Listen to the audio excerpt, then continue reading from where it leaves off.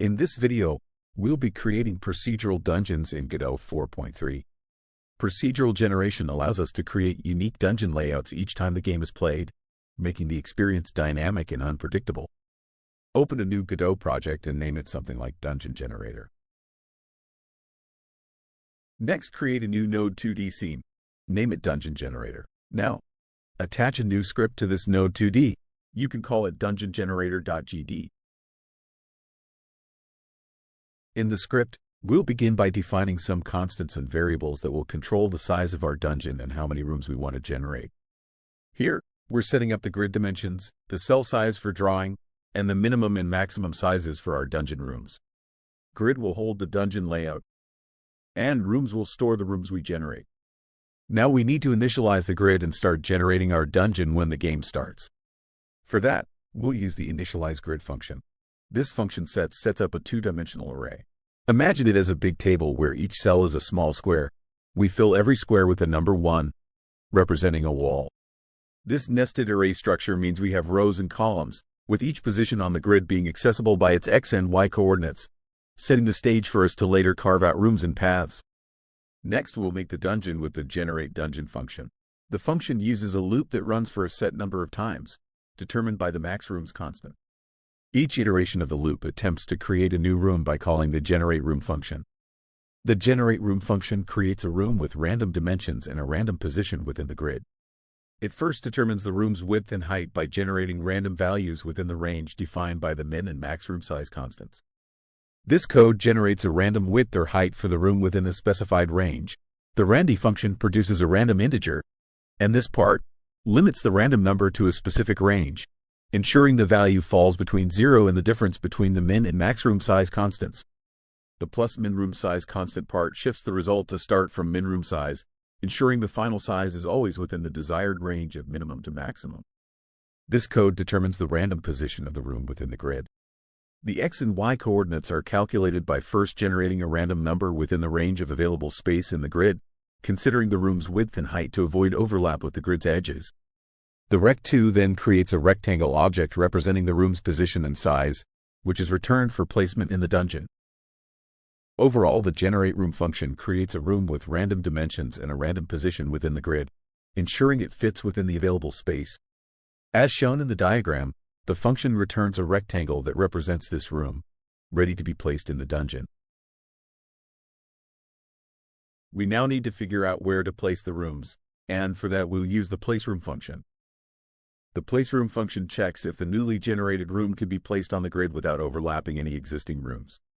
It first loops through the grid cells where the room would be placed, returning false if any part of the room would overlap with a floor, represented by A0.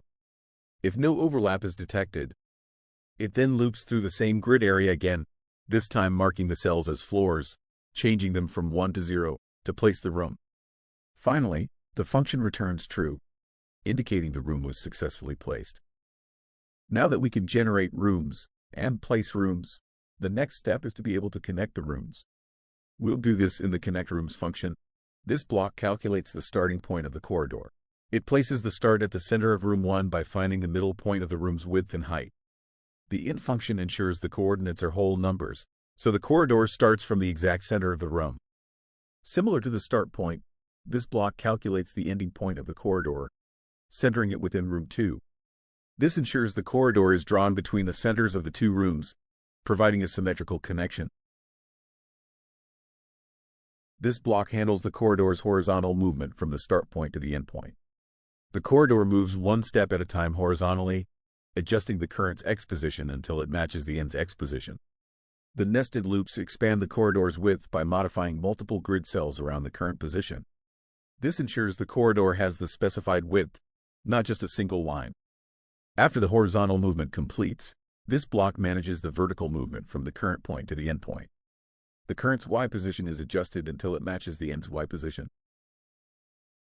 Again, the nested loops modify multiple grid cells around the current position to maintain the corridor's specified width, ensuring the corridor appears as a continuous path from one room to the other while it moves from the start to the end. You can see a depiction of process in the diagram. Before we implement which rooms get connected, let's create a way to visualize what is happening here with the drawDungeon function. The drawDungeon function is responsible for visualizing the dungeon by converting the grid data into visible cells on the screen. It loops through each cell in the grid, creating a ColorRect object for each one. Depending on whether the cell is a wall, represented by A1, or a floor, represented by A0, the function assigns the appropriate color, black for walls and white for floors. Finally, each ColorRect is added as a child to the current node, making the dungeon layout visible in the game scene. With that, we can finally go back to our generate dungeon method, and now implement how the rooms get connected to each other. There are a couple of ways to achieve this. The simplest is to just connect the rooms to the last room that was created. This means they might stretch across the whole area, but it ensures that they'll all be interconnected. This line checks if the newly generated room can be placed on the grid without overlapping existing rooms. This line ensures there's at least one room already placed before attempting to connect it to the new room. Here we create a corridor connecting the last placed room, which is indexed to -1 in the rooms array, to the current room. Finally, we add the rooms we've created and connected to our rooms array. We've now built everything we need for a simple dungeon generator. To tie it all together, we need to prepare our ready function to fire off these functions and display the dungeon. The randomize function starts Godot's built-in number generator. Initialize grid creates a grid that is full of walls. Generate dungeon creates the rooms and connect them, and drawDungeon visualizes the dungeon with ColorRect nodes. If we now save the file, and then press F6 to play, we can see our creation. If we close this with F8 and then play again, we'll get a different variation.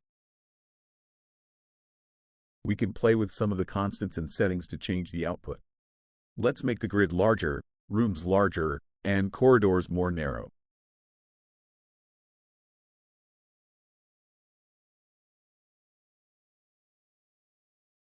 This is a quick and simple way to create a dungeon in Godot, but it has some flaws. Firstly, it doesn't guarantee you'll always get the maximum number of rooms, as sometimes the placeRoom function might not find an open area. Secondly, the connectRooms function might have corridors running through other rooms, which would look quite messy. In part 2 of this series, we'll address these issues, and also look at how to represent this dungeon with a tilemap node instead of simple ColorRects. That wraps up our tutorial. If you enjoyed this video and want more bite-sized Godot tutorials, be sure to hit that like button and subscribe to the channel. Don't forget to ring the bell so you never miss an update. Thanks for watching.